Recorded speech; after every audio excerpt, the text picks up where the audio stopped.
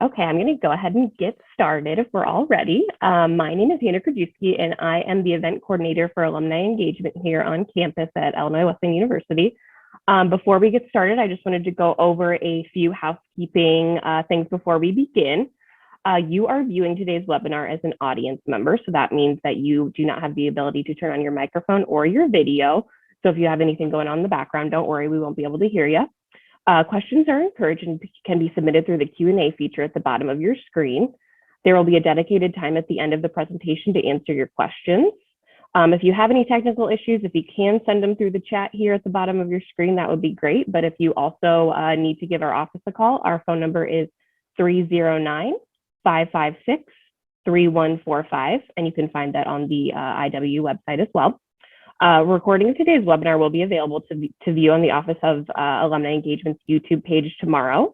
You will also be sent a link to that in a short survey tomorrow afternoon. That's really all that I have. So without further ado, I'm going to go ahead and introduce Illinois Wesleyan's Dean of Students, Carla Carney-Hall. Afternoon. It is so wonderful to have all of you join us for a really great opportunity to talk about the state of fraternity and sorority life on campus. As you know, this is a critical part of the student experience: leadership, community building, diversity and inclusion, deep academic engagement, the ways that they network, both on campus and with alumni and in our community. These are high impact organizations and experiences, and we are thrilled to have the opportunity today to talk more about how things are going at Illinois Wesleyan with our fraternity and sorority community and the ways that we continue to support these dynamic leadership experiences. I am blessed today to work with a dream team. And you'll get to hear from all of them today. Incredible staff, amazing student leaders, the types of folks that you all enjoyed when you were students here at Illinois Wesleyan. So I am blessed to have great representation. Our panelists are distinguished in many ways. But Kevin Carey is our Associate Dean of Students and rejoins the university after he graduated in 2013, both first in our student involvement staff and then as our Associate Dean for this past year. And so thrilled to work with this outstanding colleague and friend. And I will let Kevin introduce Clay and Maya, who again, just can't say enough great things about the student leaders that we get to work with in our community, but I'll turn it over to Kevin. Thanks, Carla.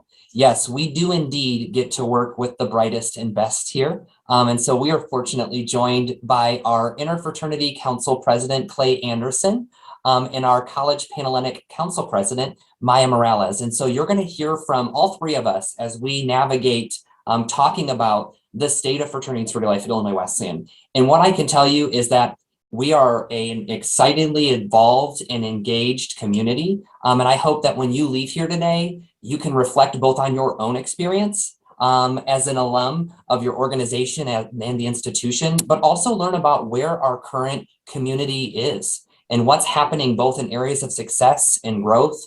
And we know that we continue to do and offer the best fraternity and sorority experience at Illinois Wesleyan.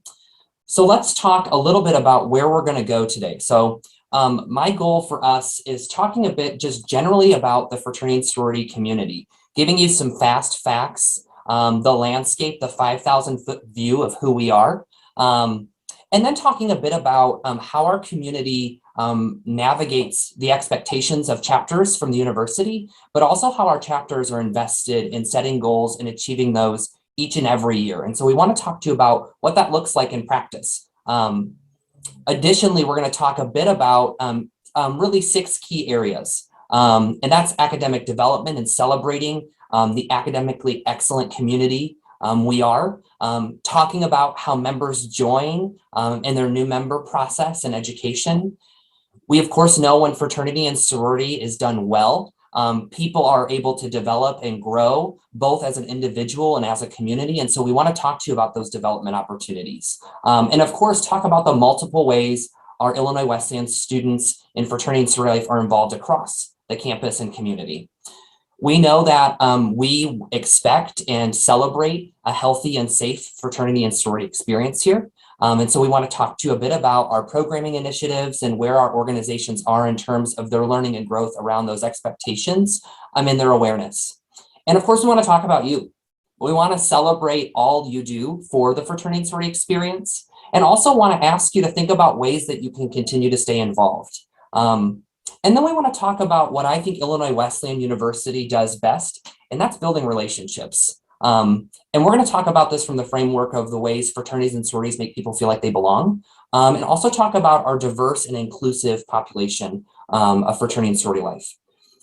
So a bit of things you're going to see on some slides today. We were fortunate to be a partner with the Piazza Center for Fraternity and Sorority Life Research and Reform at Penn State University to deliver the Fraternity and Sorority Life Experience Survey this past January. And so we asked our community to talk about their perspectives around 10 important values. And you see those listed on the screen. We know that those values are critical to our community's mission and our institution's mission. And so we felt this was a great marriage of learning and listening from our current population to ensure we're advocating for them in the best ways possible to deliver an exceptional fraternity and sorority experience. We were fortunate to have 65% of our community respond. And so you will see some data sprinkled in across the different sections just to give some voice to what our students' perceptions are and really situating our state of fraternity and sorority life in their lived experience today. And we're fortunate for that partnership with the Piazza Center. In the year of 2019, pre-pandemic, we decided it was time for us as the Office of Student Involvement staff to partner with our students to talk about ways that our community can begin to build thriving leaders and thriving chapters. And when we say this, we're talking about those 7 key areas of thriving on the screen you see. We believe these to be the areas that make fraternities and sororities relevant to a college and university campus and to Illinois Wesleyan, but they're also the areas our students identified for us that they want to set goals in and achieve to progress their mission and purpose forward, respectively as chapters, but together as a community. And so we created what we call the Chapter Thrive program, and it really has 2 components. Of course, we're going to have expectations of our fraternities and sororities on campus. When I sat down with the student group that we first met with, they were like, Kevin, I really need you to know we need to boil these down from the 77 that there were to 27 expectations of chapters. And I said, I could see why one would not want to track 77 minimum expectations. Let's boil it down to 27. And I will tell you that we are so fortunate that our chapters really respond well to that foundational purpose of what a chapter should do year in, year out. Knowing organizations sometimes ebb and flow in their abilities, but this is the foundation we expect for our chapters. And so those 27 minimum expectations fall in those 7 areas of thriving. And in 2021, as a collective, 93% of our community achieved all of those minimum expectations. So certainly a celebration in year 3 of those minimum expectations. Then we were talking as a group and we were like, you know, we're really competitive with one another. And I all know you on this call love some good, healthy competition as fraternities and sororities, and our students certainly do too. But we really know when it comes to the growth of an organization and chapter that we need to help our chapters start to see they're competing against themselves. And so we wanted them to set goals in those 7 areas, 2 specifically, to achieve for themselves. Knowing every chapter is in a different space around academic development or their relationships or their recruitment, retention, and intake. And so it really allowed for us to create a dynamic goal-setting program for our chapters to set goals and achieve them and be scored at the end of the year as an outstanding in those categories, a meets, a needs improvement, or an unacceptable. And I will tell you, every chapter this past year celebrated at least one area with an outstanding, meaning they went above and beyond their goals in at least one of those areas this year. And in a year 1 of us doing that, we certainly are proud to celebrate that on top of doing that in a global pandemic. But we were proud to celebrate at our Do Well and Do Good Involvement Awards this past Monday that Alpha Gamma Delta and Sigma Kappa are our 2021 chapters of the year. This means that they received the highest ranking and scores in those categories. And we were certainly proud to celebrate them. The Office of Alumni Engagement will also PDF these slides for you. And so since we're limited on time, we've dropped some further information for you in these hyperlinks that you can peruse on the Illinois Wesleyan Fraternity and Sorority Life website. So let's talk about our community. We're home to 9 national or international organizations. You'll see that we divide this up into 3 different governing councils or national umbrella groups. So you'll see that we have 4 men's fraternities under our interfraternity council, 4 women's Panhellenic organizations under our college Panhellenic council. And we were so fortunate at the beginning of the pandemic in 2020 to do something that we know is important to uplifting our students of color on campus and giving them an opportunity to celebrate their identity through a fraternal experience. And so we welcomed Alpha Psi Lambda National Incorporated, a member of the National Association of Latino Fraternal Organizations, as a chapter to campus. As a co-ed organization, all identities are welcome to join, but they have certainly found a lot of success and have continued to do recruitment and intake and are part of our 9 organizations that we celebrate as home to Illinois Wesleyan. We're about 400 plus members, which comprises about 26% of our campus population, and 8 of our 9 organizations at current have chapter facilities. As many of you know, our 4 women's organizations are privately owned and operated, and our 4 men's facilities are operated and owned by the university with some fantastic support from some paid student house managers. And so certainly some really great things to celebrate as a community at large. So let's get into some of these topical areas as we think about the work we do in our community.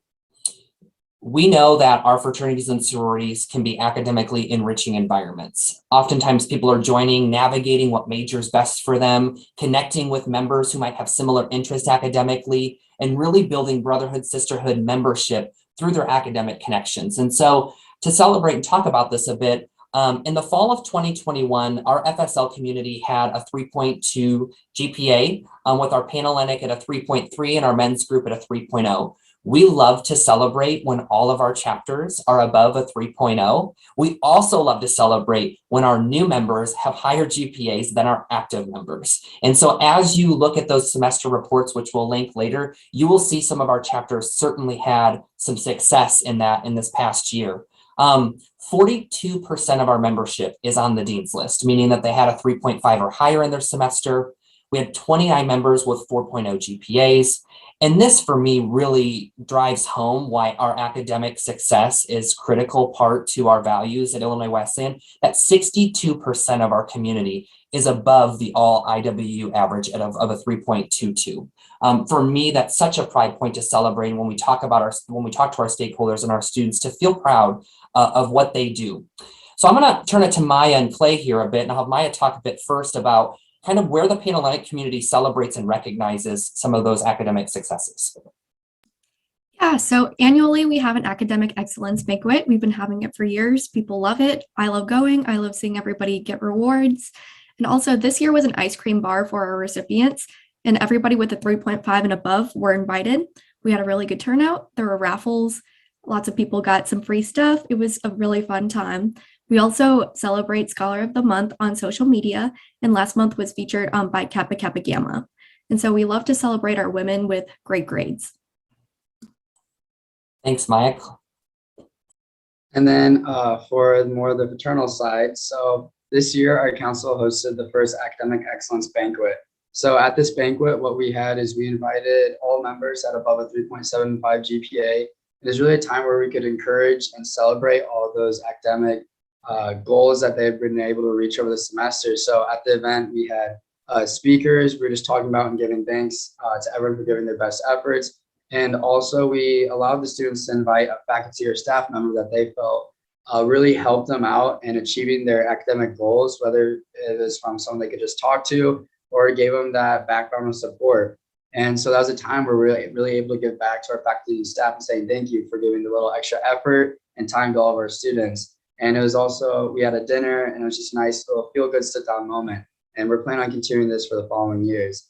And then another area is a more personal story. So scholarship chairs are in each one of the fraternities. And so it helps with academic development because for me personally, when I came my freshman year, you hear a lot about from faculty and staff to come to them to learn about the resources and get help. But the scholarship chair is actually one of your friends or brothers that's in your chapter. So it makes it a little bit more easier, a little bit more comfortable to come to and talk to someone about that. So I know that was a place where I could feel that I could always go to a friend. I could just walk down to his room and talk to him when I needed a little bit more help. So that was a really good moment that allowed a more professional, but also a more personal side when learning about the resources. As you can tell, our students really value those personal connections with those celebrating their own academics, but also investing in their peers' academics. And that speaks to some of the data here that we have in front of you. And I think the one here that really is powerful is that 83% of our chapters and chapter members agreed or somewhat agree that their chapters had a positive impact on their GPA. And we know things like those scholarship banquets and those scholarship tier development, and even our VPs of scholarship and academics on the councils are really influencing and supporting that resourcing and guidance around how can I be successful in my academic endeavors. And as we think about academics, we know that as we recruit people to the fraternity and sorority experience, we want to tell them these things. We want to tell them that when they join a fraternity or sorority, they're going to have the opportunity to be academically engaged and have people who will support them, even in times when there's some difficult challenges for them potentially in the road. And so as we talk about recruitment and new member education, this past fall, we were really fortunate to welcome 103 new members to our community. That was around 62 to our Panhellenic community and around 40-ish to our fraternity community.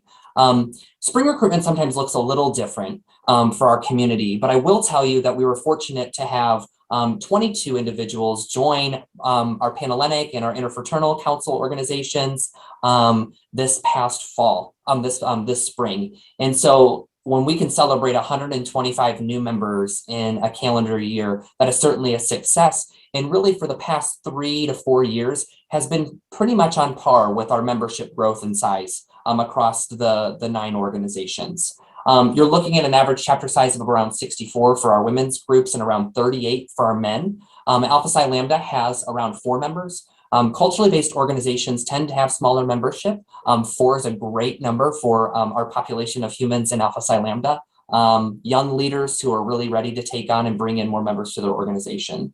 I think many of you are aware that we follow a formal recruitment structure for our college Panhellenic in the fall and a more informal in the spring, where the Interfraternity Council spends more time thinking semi-formal in both the fall and spring, running the same process, both semester in, semester out, but really believe in 365-day recruitment and ensuring that people are finding pathways to joining. And Alpha Psi Lambda participates in a recruitment/intake process. So they're going to do recruitment events, but then they're going to have a line of individuals who are going to engage in the membership intake process. Our Office of Student Involvement in partnership with our IFC and Panhellenic each fall and spring host New Member 101, which really for us is about relationship building, health and safety education, creating inclusive communities around those new members joining our community so that they understand our values of our community up front and can understand what might be possible for them as they continue in their membership. 97% of our new members this year indicated that they agreed or somewhat agreed that their new member program was a valuable experience. And I can tell you from working with our chapters and coaching our chapters, they take that experience extremely personal and ensure that each person gets an individualized experience as a new member of a fraternity or sorority. When we talk about membership development and intake, could be, or membership development involvement, excuse me, lots of different areas here that I know that the survey really asked our students to give some commentary on. Our chapters do exceptional educational programs. Those are oftentimes provided by you all as alum, but also from our international or national headquarters staff. And so it's not a surprise to see that 4.2 out of a 5 scale of the quality of educational programming provided within the chapter. I would also tell you that our community really enjoys the opportunity to grow themselves as individuals. And so personal development, many of you organizationally involved know that that's even part of your mission and purpose as a fraternity or sorority. And we know that that's feeling connected to each other, but also sharing with one another so that they can grow their own leadership skills, their own personal skills outside of their membership. And then we know that our fraternities and sororities are not one-dimensional. And so 82% believe that their chapter spends the right amount of time helping their members get involved outside of the fraternity. And for us, we know from our own internal survey data that 91% of our fraternity and sorority life membership is involved in at least one other registered student organization.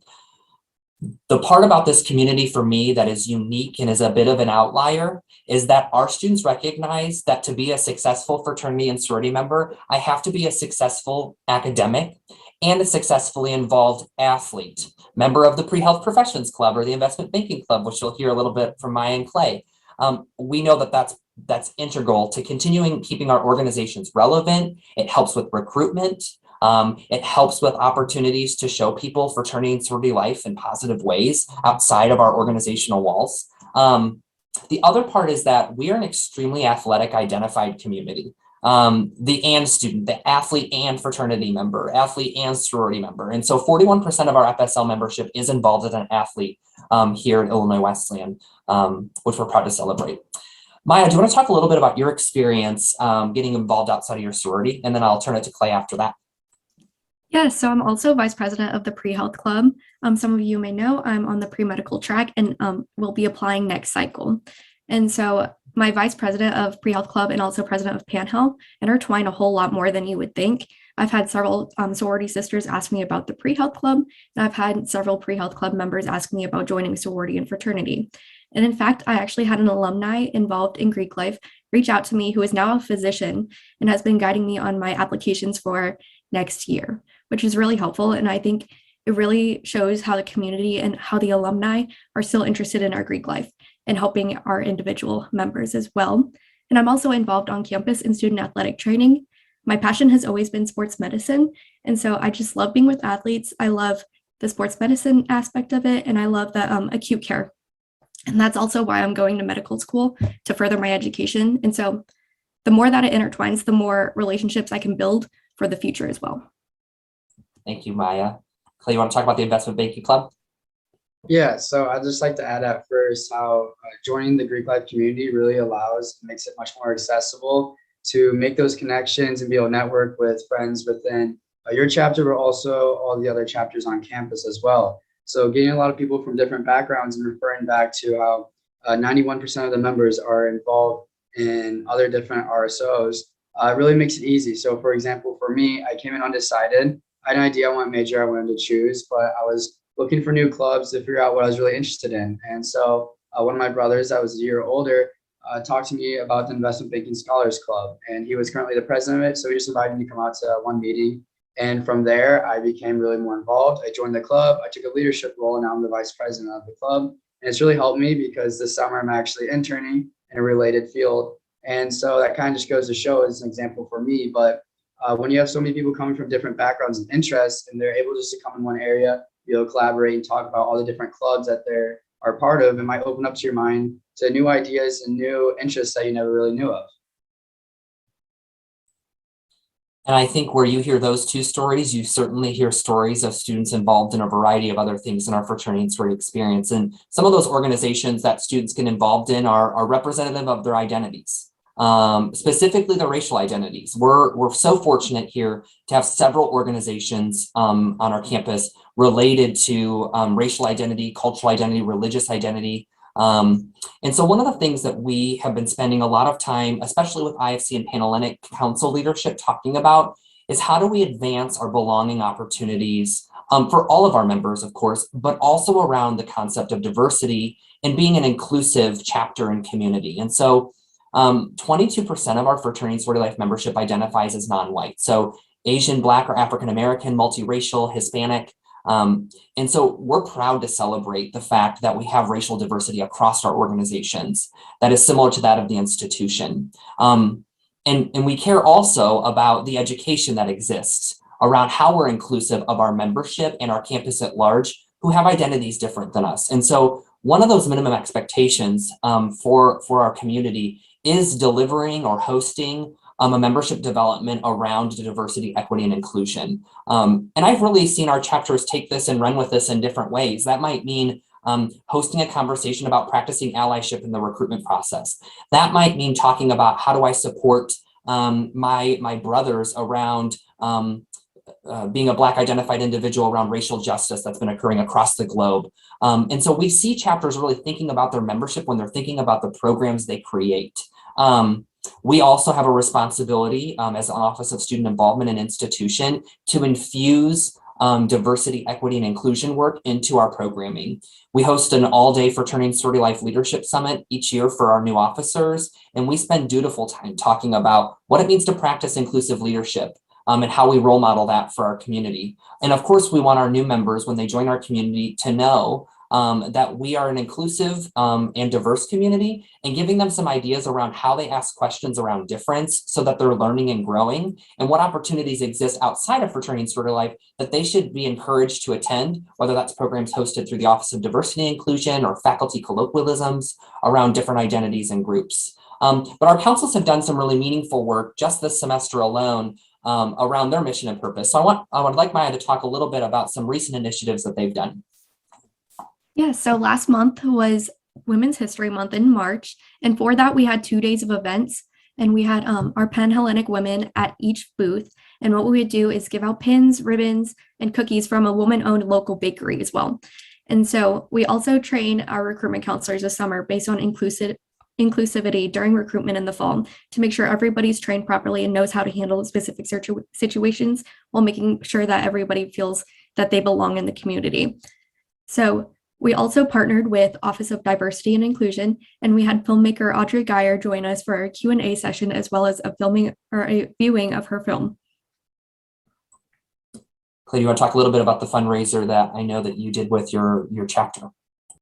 Yeah, so this is more in the sense of belonging. So over this last semester, we identified a strong portion of our members in our chapter were born in Ukraine, have families still living in Ukraine, have friends and family, and they were having a lot of stress and just really worried about the overall sense of their family. So a lot of the people in the chapter want to take the initiative and show that they truly care about the person in their chapter, but also their families as well, their friends, and that they do have a sense of belonging. So a part of the chapter came together and set up a Ukrainian fundraiser where they're able to raise $2,500 in the span of 2 days to really show support and donate to a charity of their choice. So there's a time where we're able to see everyone to come together and really express not just a belonging for all the brothers in the fraternity, but for their whole family and their friends, and that even in bad times, everyone will still have their back.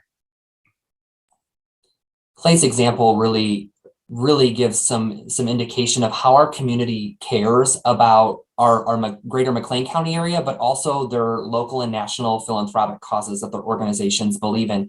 And sometimes our students find causes that are just critically important to them. Point in case is Clay's story around identifying that connection to Ukrainian brothers and their families. It was difficult in the pandemic to host philanthropic events and do service in our community. But this to me speaks to resiliency and how our students overcame challenges and were creative and innovative. In 2021, our community raised over $8,700 for local and national charitable organizations and did close to 1,800 hours of service. And this looked quite different than it did in the past. But we, of course, want to be able to continue to celebrate the growth of those numbers and the impact that our community has. And so I talked about those semester reports.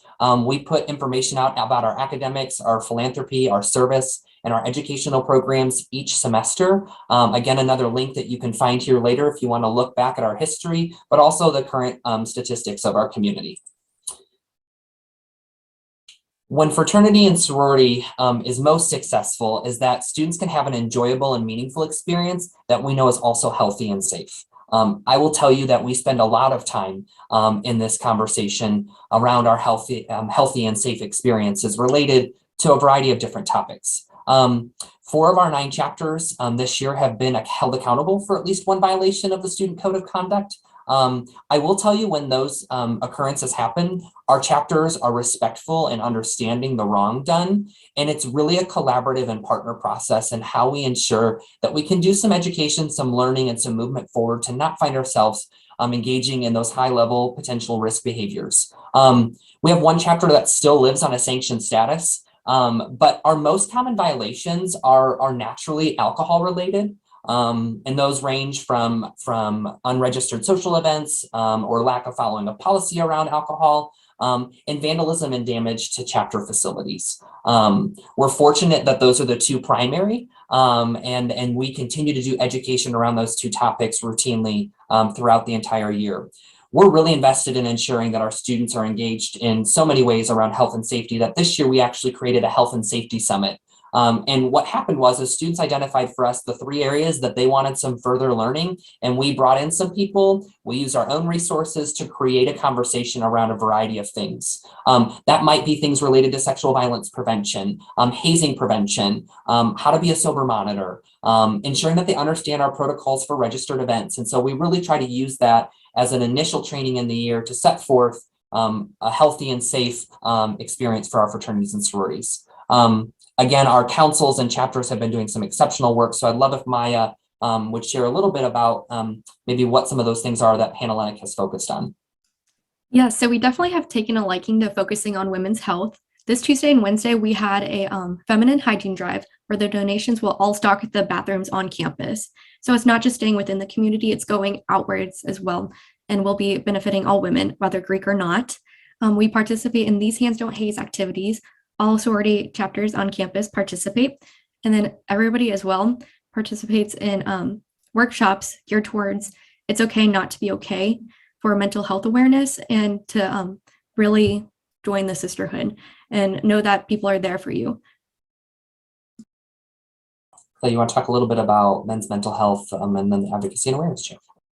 Yeah, so an area that the council's been focusing on a lot this past year is men's mental health. So some upcoming events that we're having, additions that we're making is there's men's mental health awareness, and this is going to be an event where we have a speaker come, Archie Smith Bunting, where we're going to be able to hear someone that shares his own personal story about how he dealt with clinical depression, how he dealt with addiction, and it's kind of just a topic to shed some light on men's mental health, where sometimes it's a topic that can get overlooked in the men's community. So we thought that was very important to focus on. And then kind of to add on to this and make sure it stays a topic that we're working on, we're adding an advocacy and awareness chair in each chapter. So the advocacy and awareness chair is going to be someone in a chapter that really focuses on educating members on just various topics. So this will include the health and safety guidelines of the school. It will talk about alcohol and drug abuse, and it will talk about mental wellness and where to go for those resources. So it covers several different areas, so we can really focus on shedding a light on a topic that we felt has been overlooked in our community. And so hopefully that'll help kind of lighten the mood and make people a little bit more outgoing and looking to take on some more leadership roles. And we know that one of the ways that you all can be supportive in this environment, our students have certainly navigated several different mental health concerns over the past 2 years. Living in isolation for a long part of the pandemic has been difficult. And so as we talk about ways to get involved, sometimes just a phone call and a visit to make people feel overjoyed to connect with an alumni might make an undergraduate's day, and we hope it makes your day too. And so there's lots of ways you can support those opportunities to help our members feel connected at large. We have 9,339 Greek alumni who have active records in our database. That's outstanding. That means that we have people who are routinely connecting to the university in a variety of ways and at different levels. This might be volunteering and connecting with our board of trustees. This might be connecting to our Pride alumni community. This might be connecting to a regional area alumni engagement group, a young alumni council. We know people are giving their time and their energy in a multitude of ways. $3.29 million was raised by 3,017 gifts by fraternity and sorority identified individuals to the university last year. That's absolutely outstanding. And the fact that 55 people that are Greek identified gave 2.47 of that 3.2 million is even more exceptional. So let me be the first to say, or probably the 7,000th person, hopefully, to say thank you for the continued impact you make on our institution, on scholarships and growth for our students. It certainly doesn't go unheard or unappreciated. We value that and value the ways that you give both of time and of dollar. One of the outcomes of our fraternity and sorority experience survey shared with us an opportunity. And I think that's on that scale of 1 poor to 5 excellent, 2.8 was the rating that our students gave that alumni are sometimes involved in helping with the chapter. we want to create those pathways for you. We hope that you walk away today thinking like, what's the thing I could do to support Illinois Wesleyan in my organization? And so we kind of thought some of those things for you all here. So the first, of course, is coming up in just 12 short days is All In for Wesleyan. And I know many of you donate each and every year to your Greek giving circle for your respective organizations. Of course, if you're not a Greek identified on here, there's plenty of places to give of your dollar. And we want to make sure that you know that day is such a pride point for our students. It's electric here on campus. It even felt electric last year on campus in the pandemic. And so we on campus look forward to that day and celebrating with our students. We also know y'all like a little healthy competition and want to see what chapter maybe has the most fundraising at the end of the day for those giving circles. So I want to make sure that you know that that's a great way to plug in and support. We will always support you in taking that step as an advisor to one of our fraternities or sororities. We're fortunate to have students who want to build those relationships with an alumni advisor for their specific position. So if you have an interest in finance and want to support a treasurer of an organization, if you're really interested and want to relive that fraternity experience around recruitment again, or sorority experience around formal recruitment again, we're happy to have you guide and support those positions. We would ask you to email our get involved at IWU if you're interested, so we can connect you to those alumni advisory boards and people who could get you plugged into supporting as an advisor. We also know that our students value career networking and your knowledge and expertise that you learned here while you were at Illinois Wesleyan University. And so we want to make sure that your career, your business, your group is connected to our Heart Career Center, because there's so many ways that you can contribute to all of our students and of course our fraternities and sororities just by being present at one of our internship fairs or one of our job fairs, or coming and doing a special presentation and visit, or helping with mock interviews. So many ways that your knowledge and expertise can truly help and impact our fraternity and sorority members. And I will tell you, they so appreciate when they get the opportunity to meet someone who's not even affiliated with their own organization, but is Greek, and that you get to talk about that. Recruitment is a critical time. I think I shared this with you all, and I think alums love to come back and support that process. So we always welcome you back to the chapters to assist. And we want to make sure our students are leaving here being career ready. And so how do you even just reaching out to the chapter president saying like, hey, do you need a presentation on like what it means to be professional? How do I show up to an interview prepared? How do I problem solve? What strategies around problem solving are important for me as I leave Illinois Wesleyan University? We want to make sure that our fraternity and sorority leaders are leaving career ready, and we need your help to do that. And so we hope that these are some simple ways for you to do that. What we do know though is that overall we're a values aligned community. And there's two things from the survey that help me really know that. 4.4 rated that they serve as leaders in their chapter. And I think that really means that our students are joining fraternities and sororities because they see it as an opportunity to lead. And that's because those that came before them created that pathway for them to do as such. We also know that our community wants to uphold their values each and every day. And if 92% are telling us that they're always or usually upholding their chapter values, we have a successful fraternity and sorority community. And we're proud to celebrate that. That one really was one of those ones I'm like, yes, I expected that. And I now know that from our community. And so we're really fortunate that people help guide that process in our community. And so many of you know that a couple years ago, the Office of Student Involvement was formed, which was a combination of the Office of Fraternity and Sorority Life and the Office of Student Activities and Leadership Programs. And so we have 4 individuals supporting a fraternity and sorority experience each and every day as a part of that office. And so we were fortunate to hire a new director of student involvement who will be starting with us June 1st, who just joined on camera here to give a wave. Tyler Manning, who is joining us from Valparaiso University, where he serves as the Assistant Director of Fraternity and Sorority Life. And so we will welcome Tyler as our strategic vision thinker of the office and supporter of the fraternity and sorority experience. And I know some of you have already had the chance to meet another new hire that we've had this year. And her name is Julie Hemp, serving as our Assistant Director of Student Involvement. And both of them directly advise our councils and support our chapters. And then we're fortunate to have 2 other individuals in our office who give lots of different support to programs, activities, administrative things. And that's Alexa Epps, who's a graduate assistant at Illinois State University, but is doing her work here with us on campus.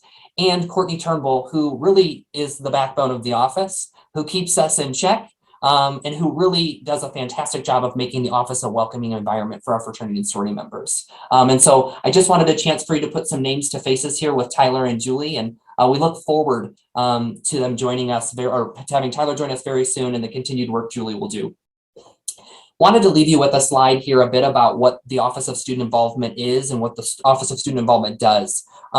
We knew when we put fraternity and sorority life and student activities and leadership programs together, we would find that we would be creating a more holistic fraternity and sorority experience. And vice versa, building relationships between registered student organizations and non-Greek identified individuals with our fraternity and sorority community. So when we do the Do Good Leadership Program for first year students, we have new members from fraternities and sororities, and we have people who are joining other organizations and groups, building relationships with one another and being connected. And so we're fortunate to have an office that really does encourage and lead the way for ensuring every student leaves feeling socially connected, that they belong, and that they're growing and learning outside of the classroom. That takes us to the end of our presentation. And so I'm going to turn it back over to Carla to lead and moderate a Q&A session. And so we welcome questions in the chat. I'm going to work diligently to get to those. Thank you, Kevin and Clay and Maya, for this amazing information. You've given us a lot to think about. Clearly, there's a lot of great work happening. Our chapters and our members are leading and serving and contributing as scholars on campus in so many ways. And so we really appreciate all of the great work that's happened here. I'm going to try to get to the number of questions that have either been dropped in the chat or in the Q&A. And so I'm going to tee some of those up for you, Kevin. I think the first question, which I love this question, is about expansion generally. And there's several questions along that theme. So what might expansion look like, whether that's expanding into NPHC or some of our historically African-American groups, whether that's expansion related to bringing back chapters that were here before? What would recolonization look like for some of our chapters? And how would we determine if we're ready to do either or both of those things? I'm going to talk about IFC and Panhellenic, and then I want to talk about the opportunities we have around historically African-American fraternities and sororities. Each of our councils really are the ones who manage and support either the extension process for College Panhellenic and the National Panhellenic Conference's expectations around what that process looks like, and or the expansion process, which our IFC has a guideline and policies and procedures to manage around that. Naturally, we want to look at our membership trends. We want to utilize data to make thoughtful decisions around, is there a viable population on campus that's not joining the current population of our fraternities and sororities? And I will tell you, looking at both our fraternity and our sorority membership, naturally, and in comparison to other colleges and universities our size and larger, we're seeing that nationally there is a decline in fraternity and sorority life membership. And we are no stranger to that. We've certainly seen our size change, but our enrollment at the institution has also changed. And so we still see our chapters being successful around recruiting appropriate size chapters, manageable chapters, but also are still in the process of always thinking about how that might impact our community in the future. But we're always going to use data to make those decisions, and of course, listening to students around if there's interest. I want to talk a bit about opportunities we have around our historically African-American fraternities and sororities. On the 18th of this month, we're actually hosting a campus-wide educational opportunity around NPHC 101. So our historically African-American fraternities and sororities belong to the National Panhellenic Conference, otherwise known as the Divine Nine organizations. And so we are welcoming some graduate chapters to visit and share and educate our community at large, both for seniors who might find that there's an opportunity to join as a graduate wherever they move. But we're also in the process of engaging in hosting an informational for people who might be interested in Alpha Phi Alpha Fraternity Incorporated. And so that would be a rechartering experience for us. We have been home to historically African-American fraternities and sororities in our past. It has been a while. And so we are working slowly to figure out opportunities to create a healthy and sustainable NPHC experience. And we're beginning that process first with Alpha Phi Alpha. And we have members here on campus who have joined through graduate chapters in the past. We have 2 members right now who are members of the Central Illinois Alumni chapter of Sigma Gamma Rho Sorority Incorporated. And so our students find ways to join those organizations outside of our campus to ensure they're finding community as needed, but also feel responsibility to ensuring we're doing that here on our campus too. Great, thank you, Kevin, for that. There's another set of questions. So the first set is about expansion. The other is about kind of the status of several groups on campus. SAI and Phi Mu Alpha, which are professional Greek letter organizations, the status of Sigma Pi, the status of Sigma Chi, and the potential for returning for those chapters and what that process looks like. So if you want to talk about kind of current status of groups would be helpful.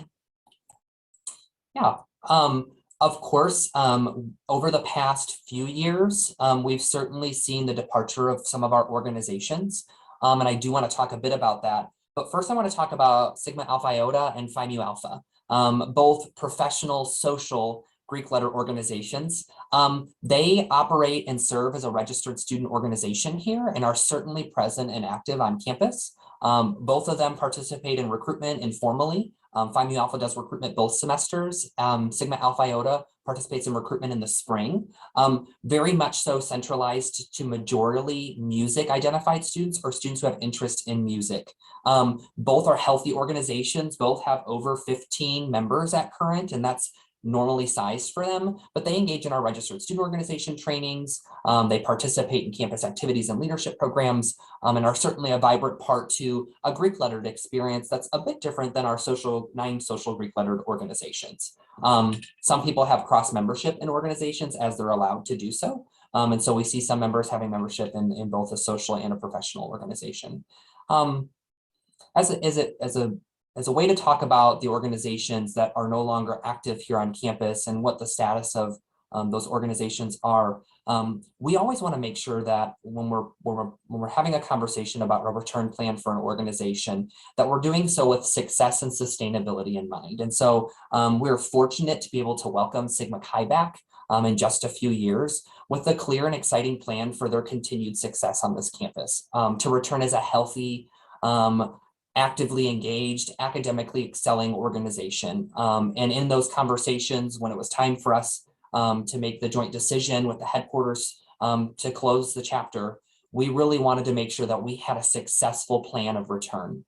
And that for us is what's most important when we come to those decisions, is what does that look like, and focusing on the foreseeable future. For groups that we don't potentially have that return plan with, again, it goes back to when is our campus ready for expansion or extension? And right now, in all transparency, I think some of our organizations need an opportunity to grow where we are at current with the size of our community. We certainly want our 4 Panhellenic women's organizations to continually grow and create an experience of belonging. And we certainly are seeing that that's been difficult in the pandemic. And so we're going to look at this next year and the year ahead to really think about, are we growing back through our recruitment cycles? Same with our fraternity groups. We range between 7 members in a group right now to around 67. Would really like to see that range shorten itself a bit, to say that when we bring someone, it's not going to be at the detriment of other organizations on this campus. And so we weigh several things when we make those decisions. And what I love to be able to welcome every Greek organization back that's been here. Of course, we want to be able to celebrate that with you, but we want to make sure we're situating it in things that ensure the success of our current undergraduate students and their chapters.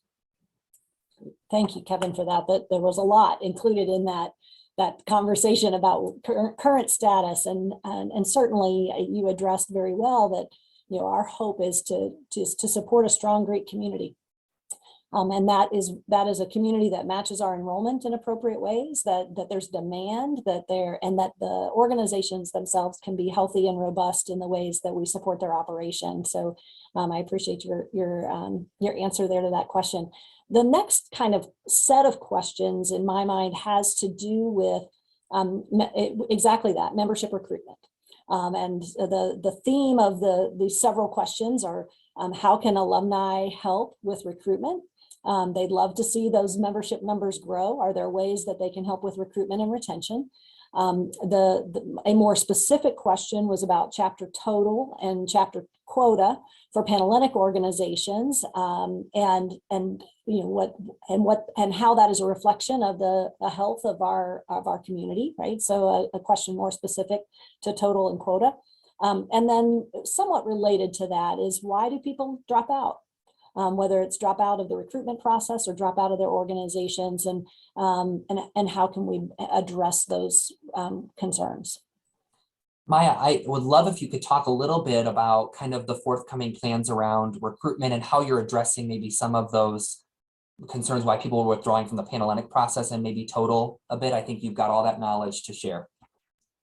Yes, so I sent out a form to all new members that either dropped the process or went through with the new member process. And the feedback was about 20%, 80%. 20% dropped from the process, unfortunately, and they all said that they dropped due to the process being too formal, as well as other time conflicts, such as athletics. And so we're kind of in the talks right now in the Panhellenic community about making the process a little bit less formal, whether that's getting rid of bump groups, getting rid of assigned houses that you have to be at certain places. And so we're really just trying to make it a better, more accessible community for everybody. So athletes can join, anybody can join, whether you have a time conflict or not, just making it all less formal altogether. And so by doing that, you take the pressure off a little bit, as well as resolving those time conflicts that some people have as well.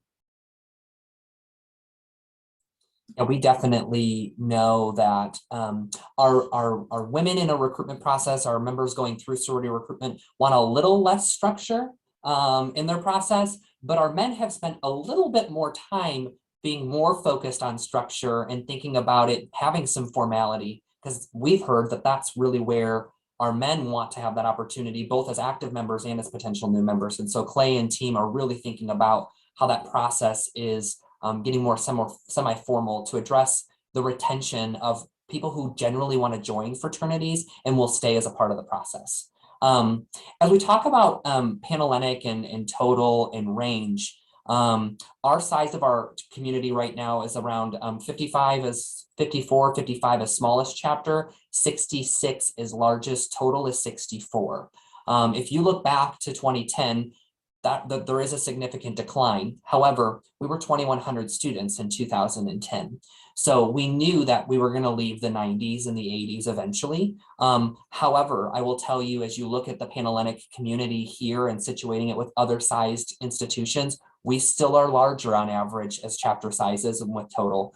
And that's because of the good work of retention and recruitment marketing, of getting people in and finding the right home for them. And so I applaud our Panhellenic community and really thinking about how we make that maybe a little bit more informal and listening to our current membership who went through the process. The pandemic was tough on recruitment. We did sorority recruitment virtually. Both councils did virtual components, some in-person components for the past 2 years. And I think that this is the opportunity for us to think about how we grow and what we take from that and make some thoughtful changes for ensuring equitable joining opportunities for all. In this, the question about how can alumni help? Are there particular things, advice that you would give to this engaged group and committed group around how can alumni help with recruitment and with supporting chapters in that way? I'm going to ask Maya and Clay to think about this too. I think there's two things for me that are really critical as we think about alumni support around recruitment. Many of you have connections to people in your own circles and communities who have students or friends or people who are coming to Illinois Wesleyan. Have a conversation with them about fraternity and sorority life. You are here, you've got some updated information and some understanding of our community. Open the door to have the conversation. Summer is critical to getting our students who are interested in fraternity and sorority life to think about what that can mean as an opportunity when they join us in August for their first year or if they're transferring in. The second is recruitment is a large undertaking. It's an event planning and it's a conversational and relational process. You all have skills to help enhance those parts. So how might you be someone who's an event planner or community organizer, help our men's groups plan a recruitment event, knowing they have 3 nights of them? How could you lend the support to help them think through that? What about being a consultant for an organization, company, group, and thinking about thoughtful questions, especially if you work in HR? How can you help our students come up with thoughtful questions that they should be asking potential new members? So really, I'm talking about workshop opportunities, picking up the phone and asking if you can have a conversation with the vice president of recruitment or recruitment chair of chapters. Even when it comes to conversations around Alpha Psi Lambda and our opportunities around NPHC, helping people ask the right questions to get connected to those groups to ensure that the institution can be helpful in connecting students together when we need to be to enhance the learning around those opportunities for our students as well. But I want to turn to Maya and Clay and ask if there's any thoughts that you have too. Yeah, something just right off the top of my mind is that we really value your opinions and insight. And so whether it's from a council, whether it's through recruitment, whether it's from jobs and careers, just like how I had a Kappa Delta alumni reach out to me regarding my med school interview process. That was so helpful. And she was able to put me in contact with the correct people. That's my whole life on the line. And I don't think people understand how appreciative I am because of that. And just being able to take somebody under your wing and share your wisdom with them is very, very rewarding and very, it helps people like me and it helps everybody else. And with recruitment, just like Kevin was saying, with which questions to ask and what we still value. And when we're making changes in the community, you guys went here too. And so we really value what you think about these changes, how you're going to react to them. And so communication is key. That's what I'll say. And speaking more on the fraternity side, I'd like to add that this is a little bit of what Kevin said. Sometimes alumni can offer resources. For example, Theta Chi did bags tournaments every time for recruitment. And one of the alumni used to be the recruitment chair for my fraternity. So he got my number and called me and asked if I wanted help setting up the event. He offered some of the bags and that really helped out. And then also another idea would just be if students incoming are able to see maybe alumni show up to events, they can see more of the aspect of it truly is a lifelong commitment. And also that really strengthens the idea through just, talk to them and network that it really does help with career-oriented mindsets. And then another thing I'd like to add on top of that is when thinking about what questions we should ask, we talked a little bit ago about recently making the recruitment process more formal. So we added an interview stage for the fraternities. And so some questions we think is just telling them about themselves, but also what can they give to the Greek life community versus what the Greek life community can give to them. So hearing the responses, and if alumni could reach out and give us some more questions or ideas on to ask to really find out what type of people we're getting into this community and to be able to grow it so it will be strong and successful and people joining for the right reasons would really help out. Great answers. And certainly this group on this call still is, I hope, taking a lot of notes of your list of things to do to support your chapter in the university through these wonderful ideas. There are a couple of more questions in the chat. I'm conscious of our time. We may run a little bit long for those of you who will hang in with us, but this next set of questions is really important. And I'm gonna tee it up for Clay and Maya first. So Kevin, you don't get your first crack at this one, which is what is the greatest challenge that is facing Greek life at the moment? And how might you go about solving that, or what solutions might you have?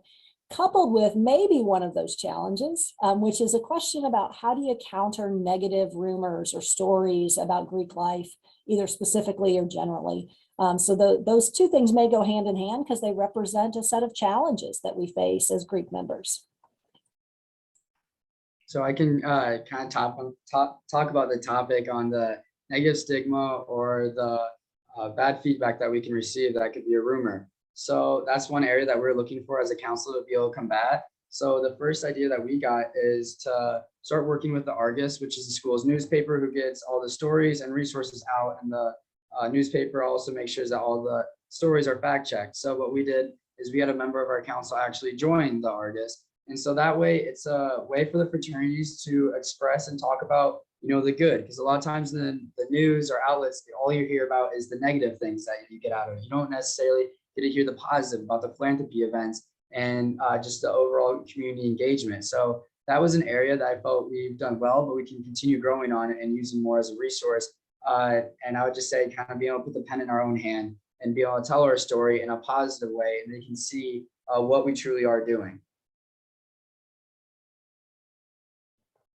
Yeah, and just to add on that, I feel like we definitely focus on the positives and our successes versus the negatives and the rumors going around. I mean, you saw the statistics. We're doing amazing with retention and as well as being active on the community in campus. And so we take feedback and we work with it. We adjust how we do different things based on different feedback, based on what other people are saying. And we have those difficult discussions. Sometimes we don't want to, but we don't avoid anything, and we always make sure we have a solution for the issue. Great, great. Thank you, Maya and Clay, for those great answers. Kevin, anything you would add to what you see as the greatest challenge facing Greek life today? You know, the first thing I just want to say, it's honestly, I think, and I think Carla would share this with me, it's a privilege to work with this community. The challenges that we have feel solvable and manageable and full of like learning and student-centeredness because our students want to show up to be part of those solving of problems. And frankly, that's the joy in even when we have those tough days, Maya, where we've got to change the way we're doing something because we own that we do things wrong sometimes. I will tell you, I think one of the things I'm continually concerned about in the fraternity and sorority experience is the well-being of our individual members. Knowing that our well-being of our members and what opportunities for coping exist. And so removing some of those concerns around alcohol availability and consumption, disregarding conflict and not addressing conflict and concerns in healthy manners, that weighs on our students' abilities to be successful. That creates anxiety and stress. And I think that this community is really grappling right now with how do we create an environment with expectations of being a fraternity and sorority member that matches the abilities of the group that we have. And that can cause so much harm if not done well. And that's the part of the student involvement and university support that we have to help coach and guide those conversations around well-being and mental health. Being a fraternity and sorority member requires a lot of engagement, participation. It calls upon people to step up into leadership roles that they never thought they would. And how are we ensuring that we're supporting the whole student and remembering that both as staff, as peers, as alumni, we're responsible for that as a collective in creating healthy outlets for students to cope with their own concerns around their mental well-being and mental health and physical health. Thank you, Kevin, for that. I'm going to tee up one last question again to Maya and to Clay, and it has to do with the last 2 years. You all have been in leadership positions over the course of these last 2 years during a global pandemic in times that were the strangest times to be in education, and certainly an odd time to be in higher education. And I'm wondering how you've grown and changed over the last 2 years. And how perhaps your chapters have changed over the last 2 years, and what things maybe you're coming out of this with new strengths, both individually and collectively as chapters. What things will you take away that make you stronger from the last 2 years? Yes, I think something that, oh, go ahead. My bad, you can go, Maya. Something that I've learned is to definitely be more flexible with our activities and coming up with unique ways to keep engagement levels up when you're on Zoom. I know some people like to multitask. Some people will put the Zoom on in the background while they're doing other things. And it's like coming up with ideas to keep people from doing that. It's different than being in person, because when you're in person, you're like, oh, I can't go do this thing. I can't be on Twitter. I can't be on Instagram, can't be on Snapchat. And it's ways to keep people actively engaged on Zoom. And that's a difficult task. So I've definitely learned how to ask questions that get people thinking. And for the chapters, we've definitely learned how to make our philanthropies still relevant while being on Zoom too. So I know my specific chapter, Kappa Delta, last year was the first year we ever had Shamrock virtually. That was a new experience because normally we have almost like a little carnival with games, ways to really talk to Girl Scouts, which is our big fundraiser. And doing that online and doing a bingo game was very, very different. So it's just thinking outside of the box. Then I guess speaking on kind of what I learned as being a leader during the time is it took a little bit, but I found out it's very important to see it as people first in your councils and your communities. If you have that person first and focusing on their mental health, what's going on outside their life as well, they tend to participate more, open up a little bit more. You can get to more of a well-rounded idea of what's going on. So, for example, if someone in one of your councils is falling behind on the workload, taking the approach instead of just coming at them really strong, just asking how they're doing, figuring out more about what's going on with their life, and having that person first mentality can really strengthen your bond, which would increase collaboration and all other areas, which I figured out has been really helpful for me.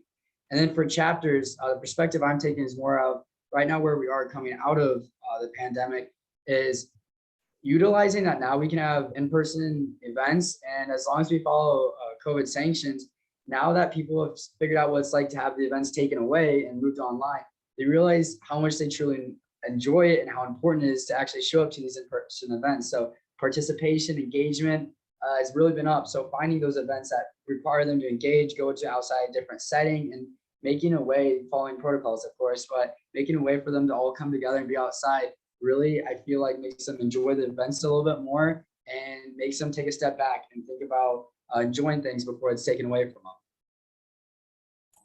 Yeah, I love that you all talked about flexibility and community and the value of community, the creativity, and just how much you value engagement. And I think that those things are at the heart of our organizations, of our leadership, of the ways that the pandemic has pushed us to all change and grow. And I think has been a great opportunity to rethink tradition, right? That we've looked at some things that we thought were so critical before, and we've been willing to make change and think more creatively about what those things might look like going forward. And I think our fraternity and sorority community has been particularly resilient on that front. You know, we've seen membership continue to thrive. We've seen leadership development continue to thrive, and great investment in our organizations, both at the chapter level and at the Panhellenic and IFC. I know that everyone on this call today is a proud Greek member. We all have our own affiliations with different chapters and different experiences. And one of the things we say about the value of fraternity and sorority life is the network of leaders, of scholars, and surrounding yourself with excellence. And a friend of mine said the other day, for network to matter, you have to make your net work. And I can tell you that our fraternity and sorority men on campus, men and women on campus, are making their net work, both with each other and in this community. And we invite you in to be a part of that. Making the net work is what keeps our organization strong, and what keeps our Titan community strong, is to make that network for all of us and to the success of our chapters and our university. So thank you all for being on today. Thank you for being a vibrant part of the Titan community. And we're excited to share all of the wonderful successes that we've been having within our community. So thank you, Kevin and Clay and Maya, for the leadership that you've shared today. As I said, this is the dream team, and such a joy to get to work with each of you. So I'll turn it back to you, Hannah. Well, thank you, Carla. That was a great wrap up. I think we're pretty much about done today. I want to thank all four of you for joining us this afternoon from the Office of Alumni Engagement. And for all of you viewers, we will have this recording posted on our YouTube page about tomorrow afternoon, right around 1 p.m. And we also have the slides posted there as well. So once again, thank you guys for joining us, and everybody have a great afternoon.